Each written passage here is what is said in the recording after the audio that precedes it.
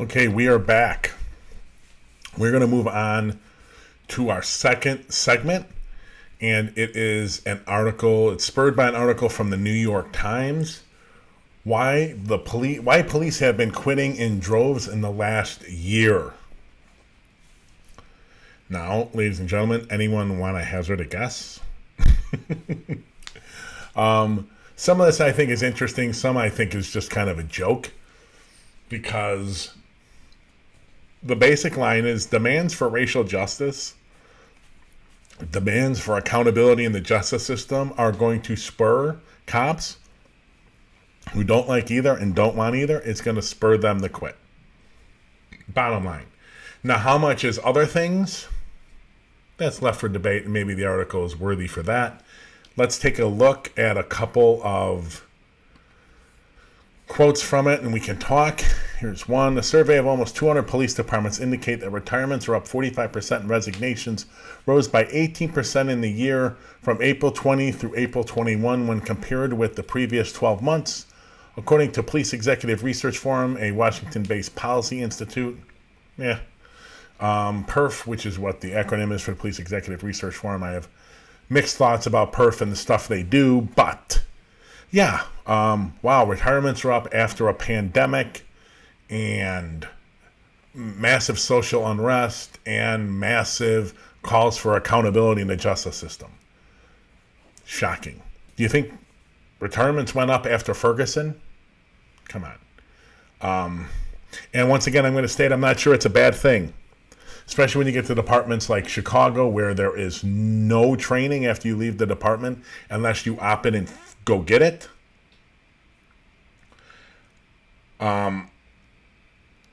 You have to go get it. So if you don't go get it, none of these officers, for like been there 15, 20, 30 years, they haven't gotten any retraining. Outside of an occasional video during roll call, which they did not pay attention to in front of the feds, the civil rights investigation. They were thumbing through their phones. So I'm not sure it's a bad thing that some of those officers resigned. Now, this article more or less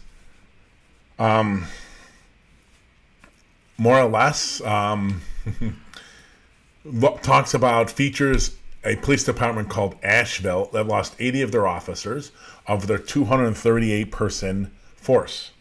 So let's take a look. Michael Harrington, thank you for the comment on Facebook. Appreciate it. Appreciate that you like our work. Share it, please. That's what I would ask. Share with others. Okay, here's a quote. The police already had come under criticism in recent years, churning through half a dozen chiefs in the past decade and widespread complaints about overly harsh policing, often cited as a case in 2019 when an officer pled guilty to assaulting a black man after an argument over jaywalking at night with few cars on the road.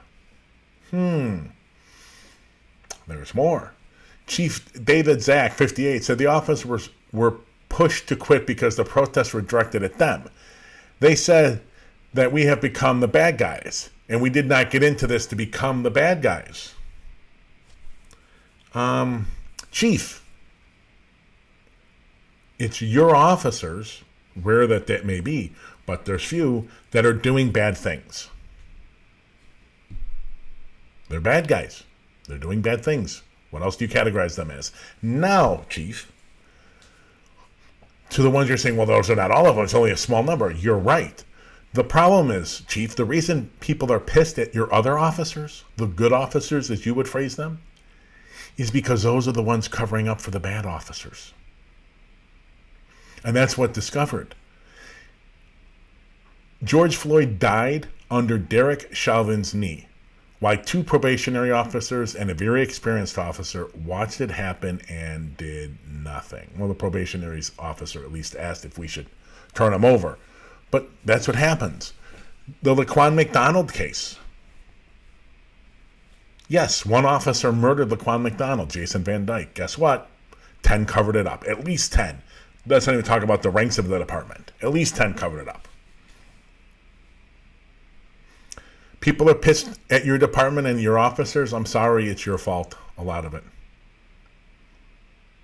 You have a small number of officers do really bad things. You have a very large number of officers who do nothing to stop them. Very bad things, mostly to black and brown people, do nothing to stop them, cover it up. So of course they're pissed off at them. That's what happens when shit hits the fan.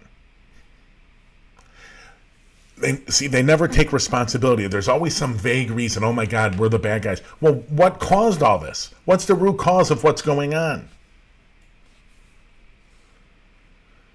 I continue with the article. A sense that the city itself did not back its police was a key reason for departures, according to officers as well as police and city officials. Officers felt they should have been praised rather than pilloried after struggling to contain chaotic protests. No doubt about it. But you have to look at the root cause. Why are there protests? Why are people on the street? Why are there protests all over this country, my friends? Why? Back us. Really? You have a small group of officers that beat, maim, and kill black people for no reason. Because they're racist and brutal people. And the rest of your good officers, what do?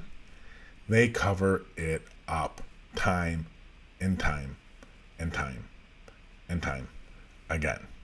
That's what you guys do. You cover it up. The public is sick of that. I continue with the article. Finally, officers said they were asked to handle too much. They were constantly thrown at tangled societal problems like mental health breakdowns or drug overdoses, they said, for which they were ill-equipped, then blamed when things went wrong.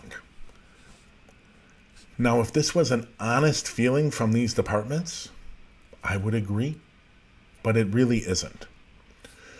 Most people, or many of the people who want to talk about defund the police, are talking about taking money that's allocated for the police and putting it into some kind of social response.